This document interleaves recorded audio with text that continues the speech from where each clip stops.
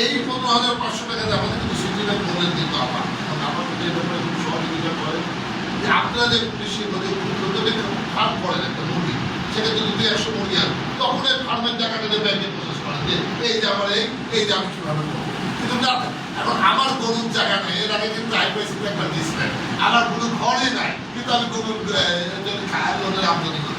Loan নিতে গেলে তো আগে আপনার ভেরিফিকেশনে দেখবেন যে আপনার গরু রাখার জায়গা আছে। মানে এই জন্য যে যা করছেন সেটা এটা আমাদের একটা ইন্টারপ্রেনারশিপ ট্রেনিংয়ের এই যুগের পরে আমরা একটা আপনাদের সঙ্গে বসবো এবং বসার পরে তারপরে এটা করবো। আর এইটা আর সব বিশেষ হচ্ছে আমরা সবাই কর্মকর্তা, উনি আমাদের খুব কাছের মানুষ, আমরা একসঙ্গে অনেক থিয়েটারের মাধ্যমে অ্যাওয়ারনেস করেছি।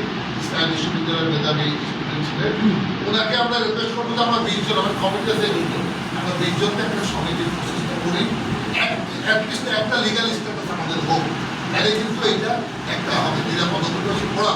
আমরা যেটা চাচ্ছি সরকারের যে জনশক্তি মন্ত্রণালয়, প্রবাসী কল্যাণ, কল্যাণ, এরা আপনাদের পর মুক্তি ডাকবে না, আপনাদের ডাকবে, মানে আপনাদের সঙ্গে বলবেন ভাইরা হিসাবে মুক্তি সরে আসবে। এইটা আমি সবাইকে ধন্যবাদ দিয়ে আমি আপনার পক্ষ থেকে লবিং এর শেষ করছি। আর কিন্তু আমরা চা নাস্তা করে তারপরে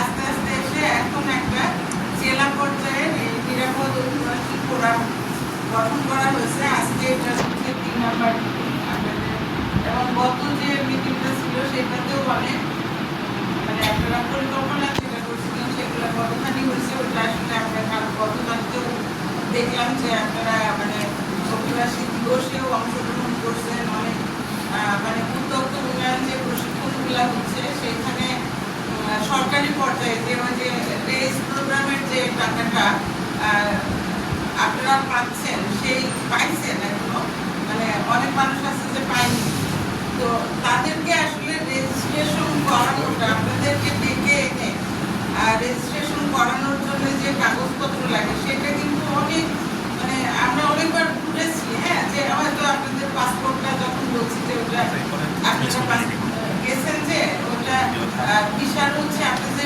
ফিরে আসছেন যাওয়ার সময় একটা সিল দেখবেন যে পাসপোর্টের মধ্যে আছে এবং আসার সময় একটা সিল দেওয়া আছে, কিন্তু আপনারা আসেই দেখা যাচ্ছে আর একবার যাওয়ার জন্য কোনো একটা দালালের কাছে হচ্ছে পাসপোর্ট দিয়ে দিচ্ছেন।